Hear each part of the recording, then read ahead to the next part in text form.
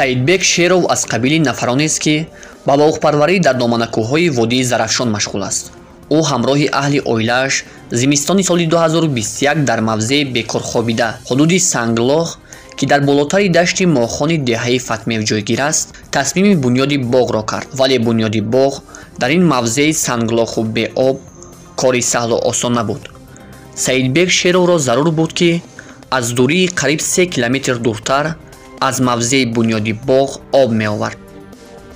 дасту бозуи қавӣ, азму иродаи бунёдкорона ва бо чашми кордонияш Саидбек Шеров ҳамроҳи фарзандону пайвандонаш дар сардии зимистони соли 2021 тавассути қубурҳои полиэтиленӣ ба минтақаи бунёди боғ об овард.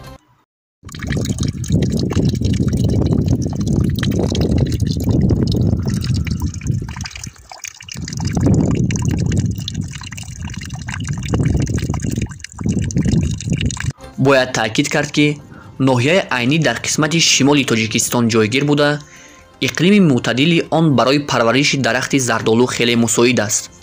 ин ҷиҳати корро ба инобат гирифта, моҳи феврали соли 2021 Саидбек Шеров дар боғи навбунёдаш 3000 бех ниҳолҳои сояафкан ва мевадиҳанда шинонд.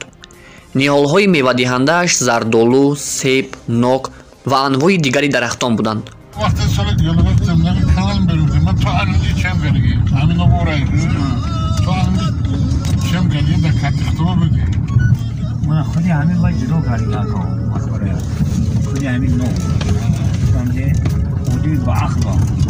хушбахтона Саидбек Шеров баҳори имсол талош дорад ҳудуди боғи худро, ки бо умедҳои бузург Саидобод ном гузоштааст, васеъ кунад ва миқдори ниҳолҳои боғро бештар намояд.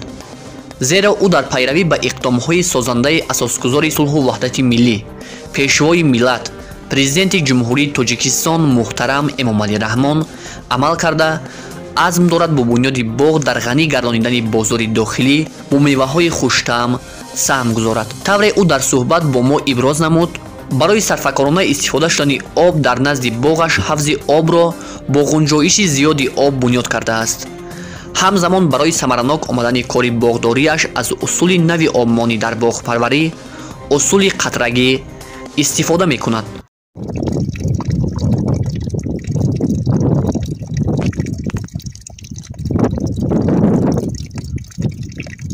ба ин марди меҳнатқарин, инсони заминиву хоксор, деҳқони асил, намоди барҷастаи инсони ватандӯст, ки дар фикри ободии як гӯшаи диёр, деҳкадае дар соҳили дарёи Зарафшон, оғӯши суғди қадим, Фатмеви ноҳияи айнӣ аст, яъне Саидбек Шеров, дар кори боғпарварияш мо гурӯҳи эҷодӣ, барор ва энержияи комил хоҳонем. Маҳкамзода, Айнӣ, Душанбе.